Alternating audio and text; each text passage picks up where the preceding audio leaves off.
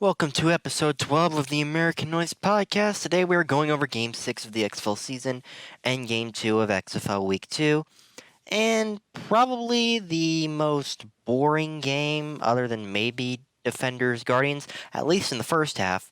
Of course, you can make the arguable case that the first 3 quarters of LA Dallas were very unusual and kind of mediocre for a good portion, but the first half of Vipers Dragons was not great. The second half was really good on the fact that not only the offenses were not completely inept anymore, but the defenses were still having amazing plays. I mean, they traded pick sixes. Again, the Vipers have no offensive touchdowns for the first 2 weeks. Oh my goodness. Boy, have they been deep poisoned. There are unconfirmed rumors that the players are not happy with Tressman. Tressman is the anti-Moss. He will never fire anyone. So that's not great. He also attempted to run a 2 QB setup here, though. To be honest, it was more of a 1 QB and a glorified running back position. Cornelius had more of the passing game. Flowers was basically running Wildcats all day long. Dragons, Silvers was dealing with some ankle issues. He only took 18 attempts today. He did not have a great day. He had both a touchdown interception. He did enough for his team to win. Of course, he did throw 1 pick six, but then again, so did the Vipers. It's not exactly that bad, all in all things considered. The receiving game was pretty good again. Horn with 51 yards for the Vipers. Apparently the receiving core is really good for Tampa, even with the injuries before the season and their star wideout out, but they're just not on the QB play. Even the defense, though. I mean, the defense did give up 23 to Matt McGloin, which, with the benefit of hindsight, that's not amazing. But they did decent against the Dragons. I still think they get chewed alive by Houston next week. Is that who they're playing? I know both winless teams are going out home. In some cases, their home opener against undefeated team, which is not great. Yeah, they get destroyed by Houston in the first game next week. The Vipers. That's gonna be fun. Are they gonna allow you to broadcast live genocide on national TV? That's gonna be like a 40-point game. That's not even fair. I don't know how the spread's like 6 points. I'd take Houston all day. Even if Aaron Murray back. Oh my goodness, Aaron Murray's hurt and it stinks. Looks like. Cornelius is not great. He's not even really serviceable, unlike Silvers, and Flowers is a glorified running back. Ooh. So yeah, on to the playlist. Tampa got the first drive. They 3-and-out it immediately. Seattle had something going. They got 1 first down starting from their own 8, but they had to punt it away from their own 18, so that's not really much of anything. Tampa Bay got the ball. They get a first down on a 3rd and 6. Cornelius throws it from the 42 to the 49 via Williams. They decide to heave it way deep into the Seattle red zone. Cornelius goes deep right, looking for Tolliver, and Clark's in the path. That's the first of 3 Tampa interceptions today, I believe. So Seattle gets something out of that, only to 3-and-out at their own 38. They got the ball at the 19 and ran to the 38. An excellent return by Clark on the interception. It was kind of a punt on first down, to be honest. But Seattle 3-and-outs. They do nothing with it. Tampa Bay gets some semblance of a drive going from their own 24. They get a 3rd down conversion, convert on a first down, convert on a 3rd and 8. They get a minus 4-yard rush via Flowers and a delay of game, so they have a 2nd and 19 at the Seattle 49. They're just barely in opponent's territory. Flowers, instead of throwing deep to a tight end for a possible first down or whatnot, he's just. And I mean, Nick Trustill's probably the best tight end in the league. That's a great open option. He shows that he's a run-first QB. He's not trusting his own arm, despite being a signal caller. He gets a solid few-yard gain out of it. Eventually, let's see here. Yeah, it was 2nd 19. It's 3rd and 7. He got a 12-yard gain to the 37. Flowers does finally pass to Horn. He misses. He drops back. They're going to let him in, keep him in on a 4th and 7 at the Seattle 37. They're going for it on 4th down. It's too long to kick a field goal. It's too close to punt. And the coverage Blocks all the receivers. The offensive line breaks down. 9-yard sack. Seattle gets the ball just 54 yards out from the red zone with Silvers. And they 3 and out. You can tell offense is not really the strong suit of either of these squads, but the defenses are at least holding their own. We move into the second quarter, already quick. This was a very quick game, I believe. It felt like it took forever, though. Especially Dallas, LA, too, also felt like it took forever. The first half and first 3 quarters of those games were just slugs. Tampa Bay, 3 and outs in kind. Seattle gets some of a drive going from their own 31. They get to the Tampa Bay 22 on a 1st and 10. A 2-yard loss to Johnson on a pass and delay of game means it's 2nd and 17. Farrow does nothing. He loses a yard. It's 3rd and 18 from the 30. Silvers goes deep to Reynolds. Nobody home. They have to kick a 48-yard Lacaro field goal, and it's no good. It is hooked to the left. Probably one of the best Seattle chances for scoring. They have a chance to go 3-0, and it backfires. Tampa Bay ends up getting a field goal of their own. It's a 9-play drive. The main highlights: Smith has 3 straight runs. Cornelius gets a 17-yard pass to Horn, then nails Trusdell, the tight end, for 18 yards to get down to the Seattle 15. They get stopped there. Eventually, it's a 3rd and 10 from the Seattle 15. Cornelius drops back. He looks for Trusdell. Nobody home, or rather, he is home, but Clark's all over him, so that didn't really count. They just lose 2 yards on it. 4th and 12 from the Seattle 17. Franks hits the 38-yarder. So Lacroix misses the 48. Franks hits a 36. It's 3-0 Tampa with about 2 minutes and 36 seconds left in the half. Seattle gets the ball back. They are stalled in Tampa Bay territory at the 40. It's 4th and 16. There's no point. They punt it away, and there's just a couple of Tampa Bay plays, but they mainly run out the clock. And that's the end of the first half. Only 3 points scored, and they were by the Vipers. Business would pick up in the second half, mainly in the form of defensive playmaking. And everything really started to click for both teams. Whether it was defense or offense, it was first the defense. Seattle gets an excellent return to their own 46, only 54 yards out of the end zone.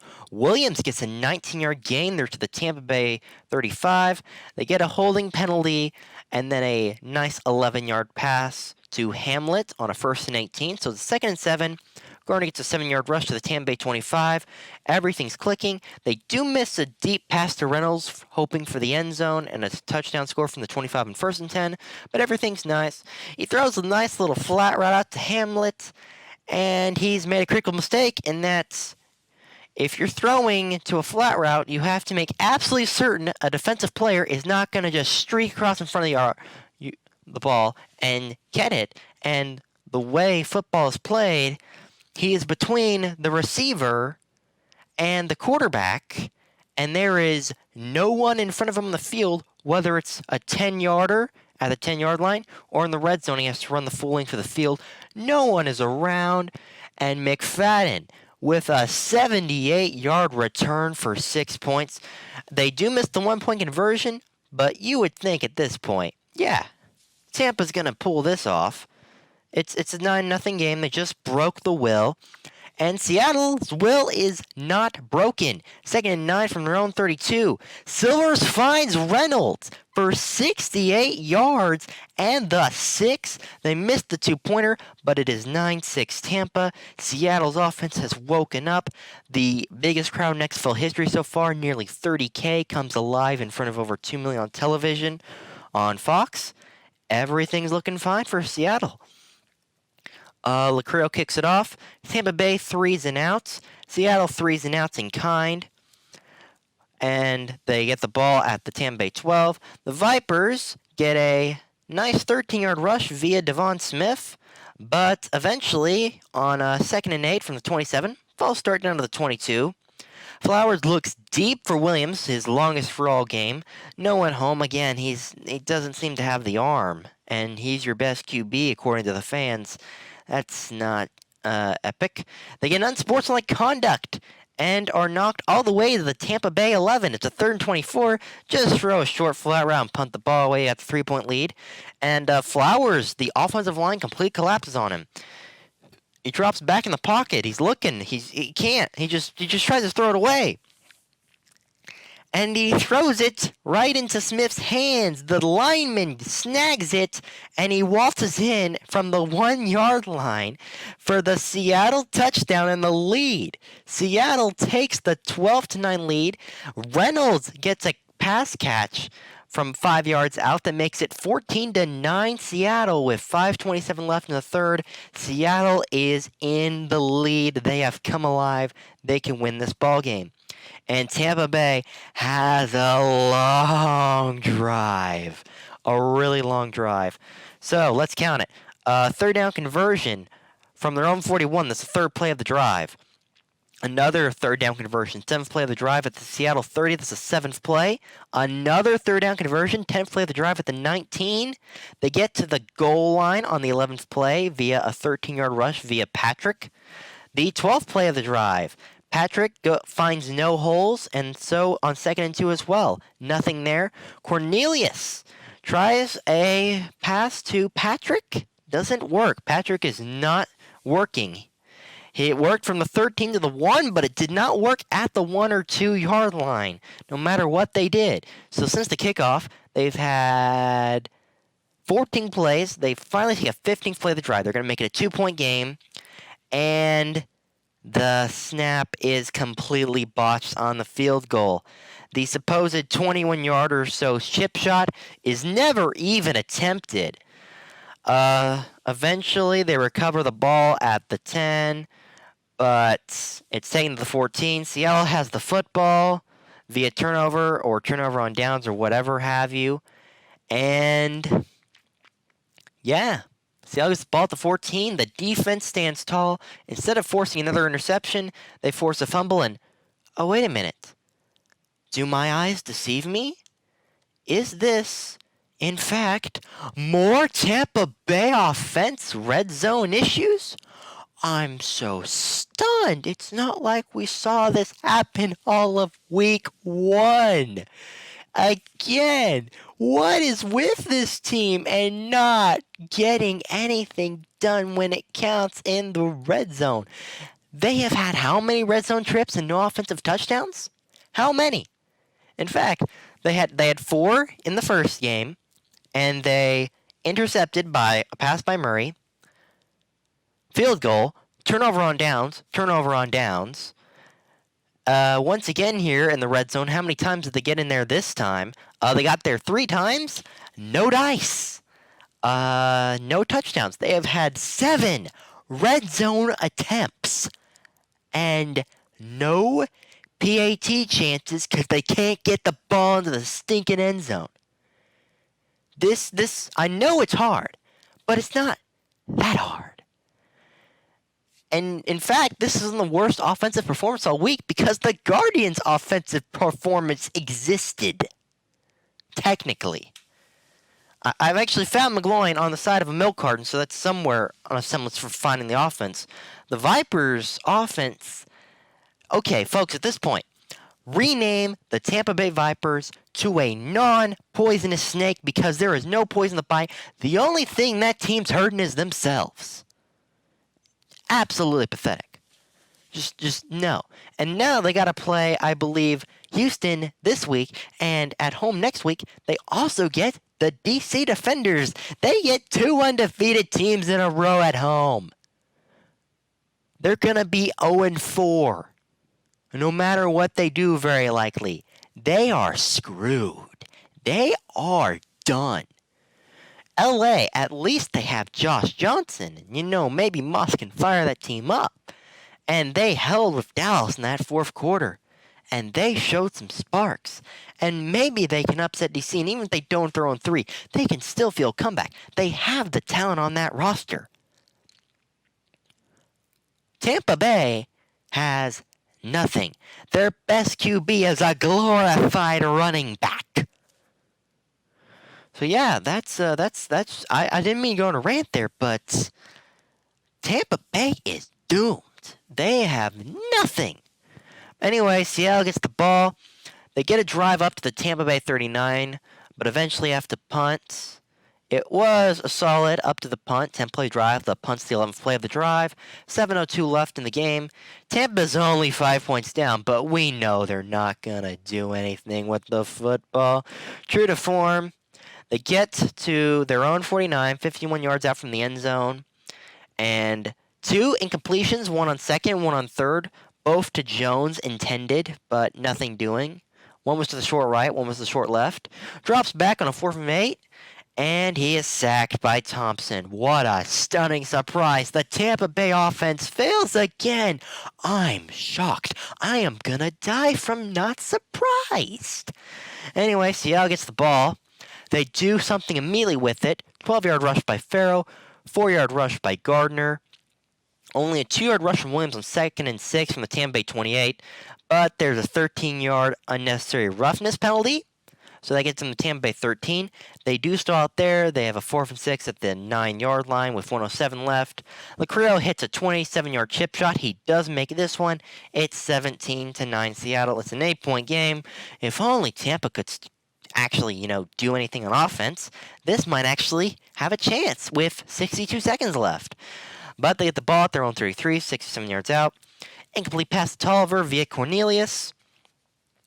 Another pass to Williams. They get 9 yards out of it, so you'd think it'd be a 3rd and 1 from the 42. But no, an illegal blindside block on Tampa, which means they're back to the 27, 2nd and 16. 40 seconds left. They get a 6-yard pass out of bounds to Horn, 3rd and 10. Cornelius throws one to Goolsby for 11 yards, so they're 56 yards out, 1st down, but then they have 27 seconds left. A 12-yard pass to Smith. Hey, the offense is working. They can do stuff. There's only 20 seconds left. They get a huge pass to Reese Horn for 21 yards. They're the Seattle 23. They're going to do it. But they're going to choke. They're going to choke eventually. It's going to happen. It's a 1st and 5. And Cornelius... Or it's actually 1st and 15 at the Seattle 20 or whatever. 4 seconds left. They just got to go to the end zone. They throw it deep, 8 yards in. He's looking for Horn, his top wideout. Perhaps one of the top 5 wide receivers in the league. If only had a good QB. He's kind of like Mike Evans right now. And if you want to be that harsh on Matt Ryan after last season, Julio Jones, they have a chance. They're going to do it. And it's intercepted by Curio. I'm stunned. It's not a red zone opportunity technically because it's from the 28. The closest they got was the 23. But they did it again. Another scoring opportunity into an interception. Wow, that's shocking. Everyone is stunned. Woohoo! How is this offense so horrible? 289 yards to 199 yards. They have gained 90 more yards. Had 19 more offensive plays, though. That's true. But they did have 4.1 yards per play. They had 19 first downs. 19 first downs. That's not awful. They were 9 of 17 on 3rd down. 53%.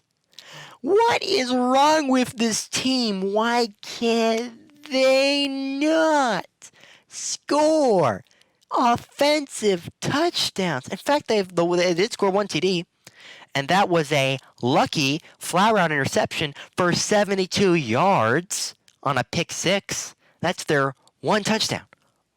Uno. Singular. 1 straight line. That's all they've done. So, yeah. Seattle gets a home game at Dallas for a duel for 2nd place in the West behind Houston. And Tampa has to play that Houston team. Oh, joy. I can't wait to see how badly they get killed. Everything on paper. It's almost like a Bills-Vikings from a couple years ago, Week 3, where you almost expect Tampa Bay to win because it's just so badly mismatched on paper in favor of Houston that it can't be true. And we'll see, but P.J. Walker is pretty much the closest thing that is to a perfect QB right now, firing on all cylinders. 7 offensive touchdowns so far. He has as many passing touchdowns as DC has touchdowns in total. He's just waltzing along. He's probably going to eat that secondary alive for breakfast. I mean, if Silver's on an ankle could at some points break it when he had to, and if Matt McGloin got 23 points against you, what is PJ Walker going to do? What is Tamu and Cardell Jones going to get to do you twice each season? They get to play you twice. That's 4 games against either Cardell or Tamu and a game against Walker. 5 of those in your next 8. What are you planning to do against them when your offense can't even score a touchdown in the first 2 weeks and your defense give up 23 to Matt McGloin? Good luck with that, pal. So yeah, the Vipers are the closest thing to dead right now, unless they pull off a miraculous move. Or at least, even if they're 0-4 out of that, at least if they play close to East and DC, there's hope. But they're probably going to get killed by 20 or 30 points in each game. They'll be fun little massacres. It won't be a great game in quality, but it'll be great to laugh at, maybe. Or maybe it will be a good game in quality just because of how good the other offense is. So yeah, the following 2 games are likely to be really bad because of how bad the Vipers are going to look against the top 2 teams in the league, the 2 undefeated teams so far. The Dragons, I mean, they're a scrappy little bunch. They will fight you to the end. We'll see how that goes. Maybe they can pull this off. Anyways, this was episode 12. Yeah, game 6 of the XFL season, and I'm looking forward to game 9 of Tampa. And seeing how they go, because it's going to be ugly. That's probably the highest confidence I have a team of winning. At least LA looks somewhat decent against a possible game against DC. Tampa Bay's just going to die. So yeah, Vipers are not the Vipers. They are a not poisonous snake. I don't know what species they need to be renamed to, but they need to do it fast. And change that awful logo you have while you're at it. Anyway, see you next time on the American Noise Podcast. This was hosted by Andrew Stiles.